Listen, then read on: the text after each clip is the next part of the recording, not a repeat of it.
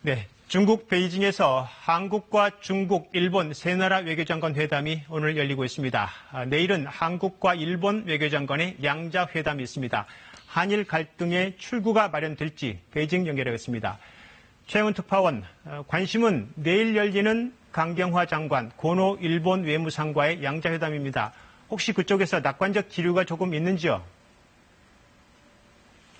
네, 내일 장관회담에 앞서서 오늘 국장급 회의가 열렸습니다. 약 40분간 대화를 했는데 전체적으로 양측의 입장차가 크다는 것을 확인했다고 외교부 당국자가 전했습니다. 다만 서로 대화와 소통이 중요하다는 데는 인식을 같이 했습니다. 다시 말해서 내일 한일 외교수장들이 만나봐야겠지만 낙관적인 분위기는 일단 아닌 것으로 보입니다. 그 말은 오늘 강경화 장관이 베이징으로 가면서 했던 말 그대로군요. 상황이 굉장히 어렵다 이렇게 말했다면서요? 네, 그렇습니다. 강경화 장관이 공항에서 한 말입니다. 한국의 입장을 일본에 적극적으로 개진할 준비를 하고 간다면서 참 어렵다, 무거운 마음을 가지고 간다 이렇게 말했습니다. 한일 군사정보보호협정, 이른바 지소미아 연장 시한이 나흘 뒤로 닥쳤는데요. 이에 대해서는 아직 검토 중이라고 했습니다. 앞서 말씀드린 오늘 국장급 회의에서도 우리 측은 일본의 입장 변화가 없다면 지소미아를 연장하지 않을 수 있다는 뜻을 전달한 것으로 전해졌습니다. 자, 내일 회담에서 이처럼 한국은 지소미아를, 일본은 이달 28일부터 시행되는 백색 국가 배제 조치를 서로 카드로 쓰면서 서로를 압박할 것으로 보입니다.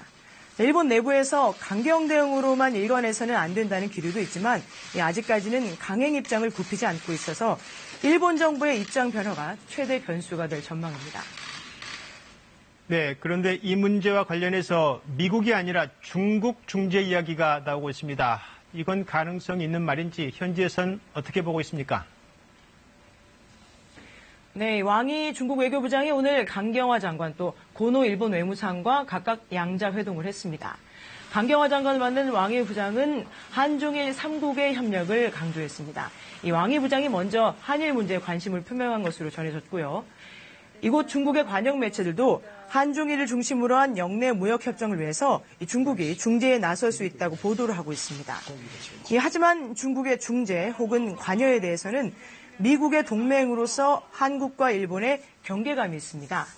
또 중국 스스로도 전방위로 충돌하고 있는 미국과의 싸움이 버거운 상황입니다. 따라서 중국의 역할에는 한계가 있을 것이라는 전망이 우세합니다.